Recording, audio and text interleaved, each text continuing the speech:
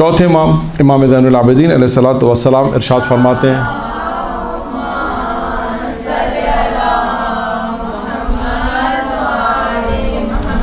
کہ مومن کی 5 نشانیاں ہیں. اگر مومن کو پہچاننا ہو تو کیسے پہچانیں گے؟ یہ 5 نشانیاں ہیں. کوئی پوچھو مومن کیسے؟ ہمارے یہاں اگر کوئی ہو سکتا ہے آپ سے پوچھے گا تو آپ کے اپنی ایک پہچان ہوگی. آپ کہیں گے کوئی بھی پہچان کہہ سکتے ہیں، بہت اچھا ہے، کسی بھی جہت سے کہہ سکتے ہیں. ہمارے پاس ہو سکتا ہے معیارات کچھ اور ہو، کچھ اور معیارات ہو سکتے ہیں کہ ہم کہ فلاں کے اندر اتنی اچھی خصوصیت ہے، جو بھی خصوصیت آپ بیان کریں. لیکن دیکھیں چوتھے امام مومن کی نشانیاں بیان کر رہے ہیں. مومن کو پرکھنا ہے، نشانیاں یعنی علامت. 5 خصوصیت چوتھے امام نے ارشاد فرمائی. نمبر 1 ہے خلوت میں تنہائی میں تقوی. یعنی کیا مطلب ہے؟ تنہائی میں تقوی سے کیا مطلب ہے؟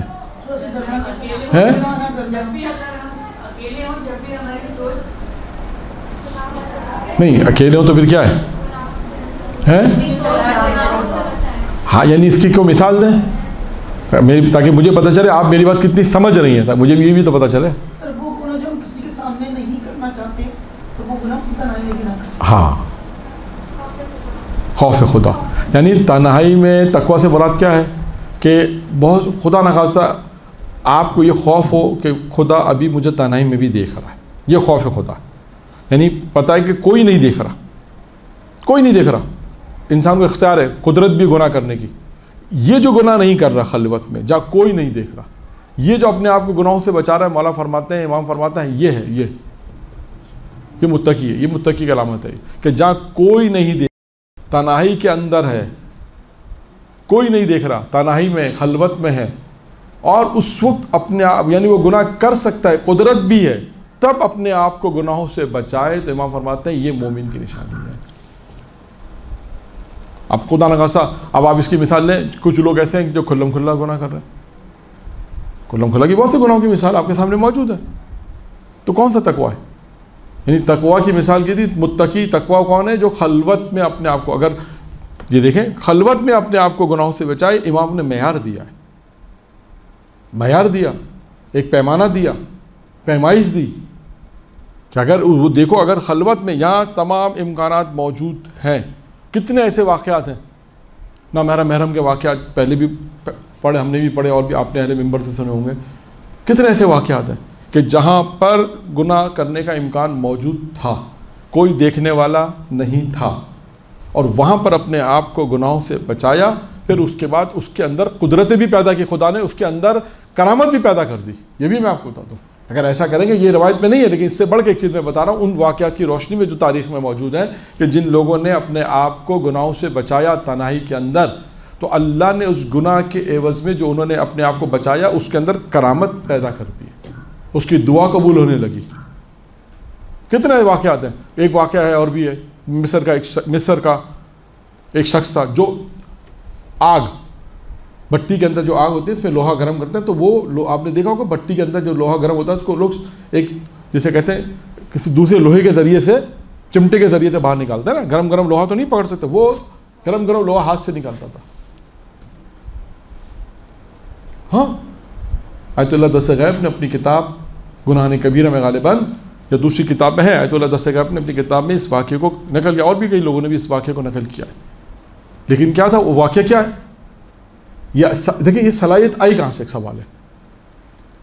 جب انسان اپنے آپ کو گناہوں سے بچائے گا،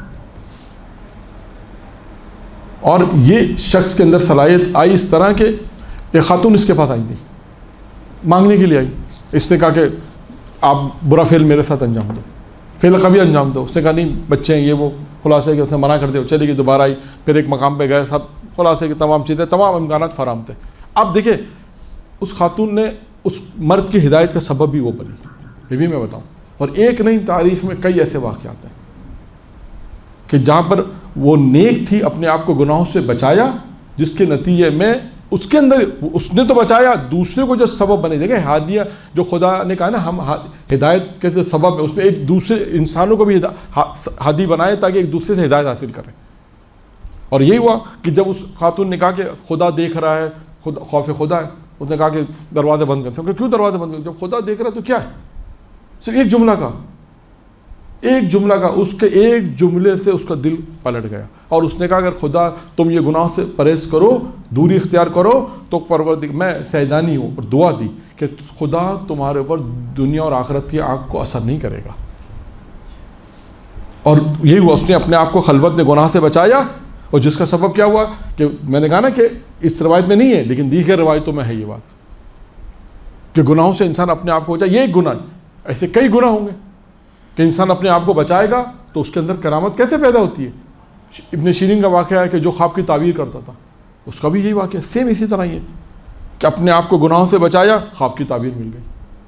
تو اب دیکھیں انسان کرامت کی منزل پہ کیسے پہنچتا. سوال ہے ہم دیکھتے ہیں، واقعہ سنتے ہیں، لیکن آپ ہسٹری میں جائیں کوئی نہ کوئی سبب ضرور ہوتا ہے، کوئی نہ کوئی سبب ضرور ہوتا ہے کہ جس کی وجہ سے کوئی اخلاص ہوتا ہے. کہیں اخلاص ہوتا ہے، کسی نے اللہ کے لیے کام کیا، پروردگار نے اس کی زندگی میں برکت دے دی، خدا نے اس کو جو ہے وہ بہت ساری دنیا کی نعمتیں دے دی اس گناہ سے بچنے کے لیے، یا اخلاص کی وجہ سے یا کسی وجہ سے بھی. یہاں پر ہے کہ خلوت میں اب سمجھ میں آتا ہے کہ یہ خلوت میں انسان اگر اپنے آپ کو گناہ سے بچائے تو تقویٰ کی نشانی یہ امام فرماتے ہیں. اب اس لیے اس بات کو مجھے وضاحت کرنی پڑی کہ ممکن ہے شاید صرف اتنا کہہ دیا جاتا تقویٰ کے تقویٰ مومن کی علامت کیا ہے، خلوت میں اگر اپنے آپ کو گناہوں سے بچائے تقویٰ کی علامت ہے. لیکن اس کو سمجھانے کے لیے اس کے لیے میں نے آپ کے لیے ایک واقعہ پیش کیا، اور ایسے کئی واقعات ہیں کہ جہاں انسان اپنے آپ کو خلوت میں اگر بچائے گا گناہوں سے تو یہ تقویٰ کی علامت ہے. چوتھے امام نے پہلی چیز بیان کی. پہلی چیز کیا ہو گئی؟ تقویٰ خلوت میں، یعنی تنہائی میں انسان گناہ کر سکتا ہو اور گناہ نہ کرے. نمبر 1. نمبر 2، صدقہ دے غربت کی حالت میں، تنگ دستی کی حالت میں، مدد کرے جب ہمارے پاس نہیں ہے. لیکن آج یہاں پہ دیکھیں اکثر اگر آپ کسی بات نہیں ہوگا آپ کے صدقہ تو کہیں گے مولانا ہمارے پاس نہیں، ہم کہاں سے صدقہ دیں. اور نہج بلاغہ میں کلمات کسان میں امیر مومنین ایک جملہ ہے کہ صدقہ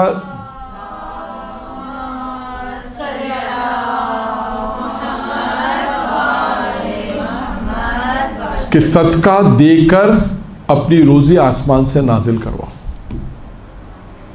صدقہ دے کر اپنی روزی آسمان سے نازل کرو، یعنی صدقہ دو غربت کی حالت میں، تنگ دستی کی حالت میں اگر انسان صدقہ دے تو یہ مومن کی ایک نشانی ہے. 3، مصیبت پہ صبر کرنا. مختلف جیسے مصیبتیں اگر انسان پر آتی ہیں تو انسان مصیبتوں پہ صبر کرے. نمبر 4، بردباری، یعنی انسان تحمل کرے. کب؟ غضب کے حالت میں. جب انسان غصے آئے تو اس وقت انسان کو جو تحمل ہے یہ بردباری کہتے ہیں، تحمل کرنا. غصے کے وقت تحمل سے کام لینا یہ مومن کی نشانی ہے. خدا نخواستہ ایسا نہیں کہ غصے میں آ کے انسان کوئی غلط کام کر بیٹھے، غصے میں آ کے کسی کو کچھ کہہ دیا، ایسا ہوتا ہے. بہرحال خدا سب کو توفیق دے کہ چوتھے امام کی روایت ہے، جتنی روایتیں ہم نے پڑھی خدا اس پہ ہمیں عمل کرنے کی توفیق دے. کیونکہ یہ سب چیزیں میں نے عرض کیا، ہمیشہ میں نے جب بھی یہاں پہ لیکچر دیے کہیں پر بھی، اور ایک بات کہتا ہوں کہ پریکٹیکل لائف میں اصل انسان کی زندگی کا پتہ چلتا ہے کہ وہاں پر اگر کسی نے اس کے ساتھ کوئی ایسی بات کہ انسان کو غصہ آ گیا تو انسان غصے میں کہہ دیتا ہے. مومن کی نشانی کیا ہے؟ تحمل کرنا، حلم، بردباری، یہ تمام چیزیں جو انسان تحمل کرے. اور 5واں اور آخری نقطہ ہے، اس روایت کو مکمل کر دیتے ہیں. سچ بولے کب؟ حالت خوف میں لکھا ہے. حالت خوف سے کیا مراد ہے؟ بعض روایتوں نے اس کی تشریح کی ہے کہ ایسا سچ جو انسان کو نقصان پہنچانے والا. خوف ہے مجھے نقصان کا، حالت نقصان میں مجھے پتا ہے کہ میں سچ بولوں گا تو مجھے نقصان ہو جائے. امام فرماتے ہیں یہاں پہ سچ بولو حالت خوف میں. تو اب 5ویں چیز کیا بنی؟ سچ بولنا ہے حالت خوف کے اندر. خوف کس چیز کا ہو؟ نقصان کا خوف. بات دوسری روایتوں نے اس کو سپورٹ کیا، بہت سی روایتوں میں آیا کہ انسان سچ بولے اگرچہ اسے نقصانی کو نہ اٹھانا پڑے. تو یہ خلاصہ یہ کہ میں جلدی جلدی بیان کروں، وقت مکمل ہو گیا. 5 چیزیں چوتھے امام نے بیان کی مومن کی علامت. 5 چیزیں ہیں. نمبر 1، تقویٰ خلوت میں ہو. خلوت میں اگر خلوت میں انسان گناہوں سے اپنے آپ کو محفوظ رکھے تو یہ تقویٰ اختیار کرے، یہ ہے. دوسرا، صدقہ دے غربت کی حالت میں. تیسرا کیا ہے؟ مصیبت پہ صبر کرنا.